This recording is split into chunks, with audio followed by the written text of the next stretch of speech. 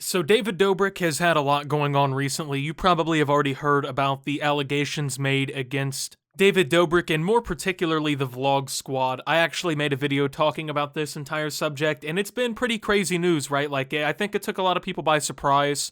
And this is honestly one of the only situations I think I've ever seen in which we've seen a quote-unquote cancellation like this actually kind of work. A lot of the times when we see these kind of like these social media cancellations or whatever you really want to call them, they don't necessarily work, right? Like people are mad for a few days and then they just kind of forget about it. Yeah, maybe their numbers are affected for a few days or whatever. People unsubscribe from their channel or they unfollow them on social media. But then at the end of the day, right, like their numbers start to recover eventually and nothing necessarily long-term really happens.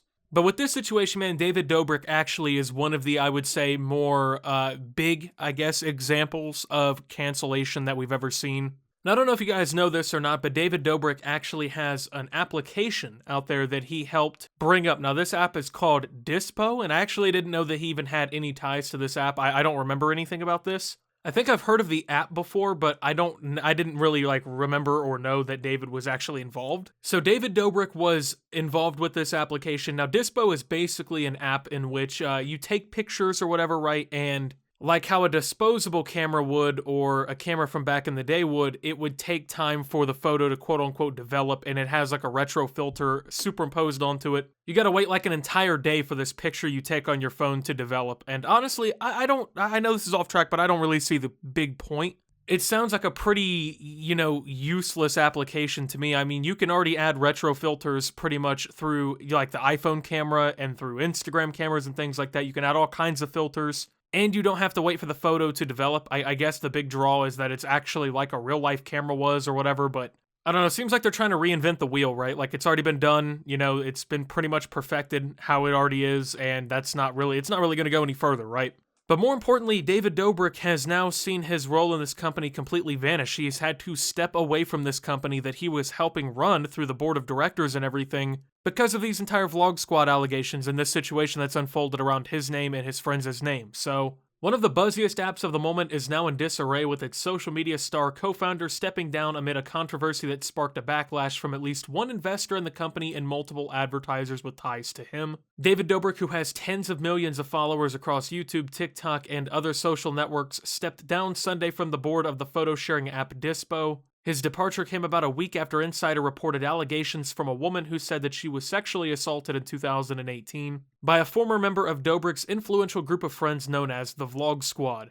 Quote, David has chosen to step down from the board and leave the company to not distract from the company's growth, Dispo said in a statement to several media outlets. Dispo's team, product, and most importantly, our community stand for building a diverse and inclusive and empowering world. Dobrik and Dispo did not immediately respond to requests for comment from CNN Business. In a YouTube video responding to the Insider report last week, Dobrik apologized for letting his fans down. Quote, I don't stand for any kind of misconduct, Dobrik said. I've been really disappointed by some of my friends, and for that reason, I've separated from a lot of them. Dispo, initially launched in an invite-only mode, mimics the experience of using a disposable camera. Users take a photo, then check back the next morning for it to, quote, develop with a retro filter. The app also has a social aspect and lets you follow other users. Hours before Dobrik stepped down on Sunday, one of Dispo's top investors, Spark Capital, said that it decided to, quote, sever all ties with the company due to the reports about the social media star and the Vlog Squad. The remarkable move comes 1 month after Spark Capital led Dispo's $20 million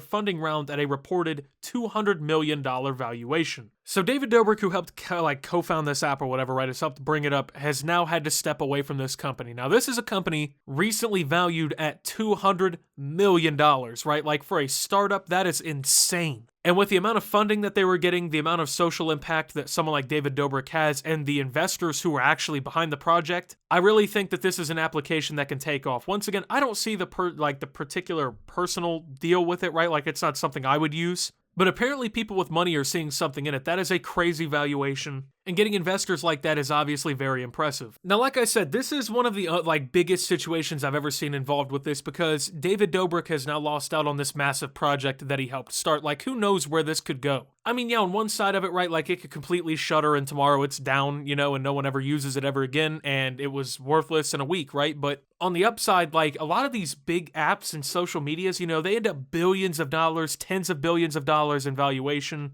Like, there was a check that really could have been made here, and now, unfortunately, David has to step down from this. At least unfortunately for him, right?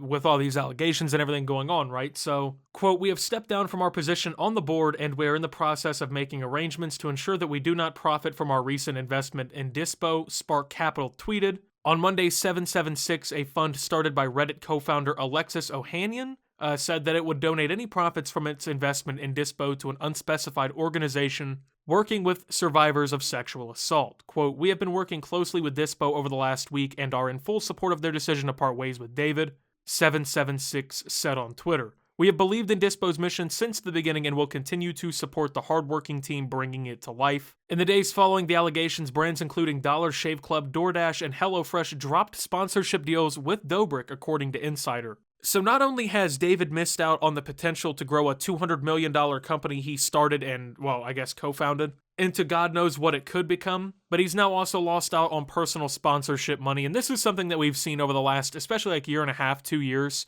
Controversies on YouTube now actually lead to effective business measures, right? Like companies will actually sever ties with creators based on the things that they're doing, right? Because obviously, I mean, if you're your Dollar Shave Club, right, or your DoorDash, and you know one of the biggest people that you're sponsoring now has an allegation like this around their name, it makes sense, right? Like why they would want to drop somebody. I'm not a huge fan of like creators losing sponsorships and things like that, but I think in specific instances, not only is it understandable, but it's probably the right thing to do. Now, as far as the person who was actually accused of what happened in Vlog Squad, I'm not sure how this has really affected their career. I have no idea, like, if they had personal sponsorships or, like, if they had any personal investment. But, I mean, being a co-founder, that means that David probably had a very significant stake in this company, right? Like, I would think that David at least has, like, a fraction of this company, right? Like, I mean, there's a lot of investment companies and stuff involved in the other co-founders. I mean, even if David, like, let's say David Dobrik has, like, 20% of this company, right? A $200 million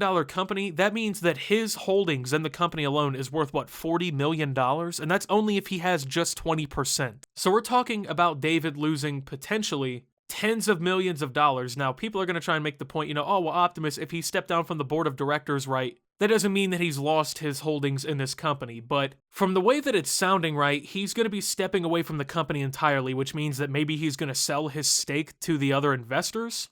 I mean, we really don't know yet, but I mean, the way that this is sounding, it's sounding like David is completely out with this, right? Like he's going to be done with this company. There's not going to be a job there for him anymore. They don't want him to hold a stake. But even if he has just lost the board of directors spot, right? I mean, that is a very important seat in a business. I mean, that helps make very important decisions for the future of the company, and being someone who co-founded it, not having that ability, I guess, to make executive decisions or at least like contribute executive decisions to the company, that's going to be a huge problem, especially for David, even if he still owns a stake, which, I mean, it's not confirmed or denied a lot. Well, I shouldn't say a lot of times. Sometimes when people leave like the board of directors or like they leave their position in a company, they pretty much just sell their stake and whatnot too. So this is one of the first times I've ever seen something like this massive happen to a creator based on some allegations. I know Shane Dawson got hit pretty hard by his cancellation or whatever you want to call that. But most of the time when a YouTuber gets canceled, right, like they lose ad revenue a little bit for like 3 or 4 days, they lose some followers, and then they just regain, but that doesn't really seem to be the situation here. So with that being said, thank you though, you guys, for watching. If you did enjoy, make sure to leave a like, subscribe if you're brand new around here on the channel, follow me over on Twitter and Twitch at @SubToOptimus. Make sure to check out Shop Opti down below, and until my next video, guys, this is Optimus, well, not losing his stake in a company, and signing out.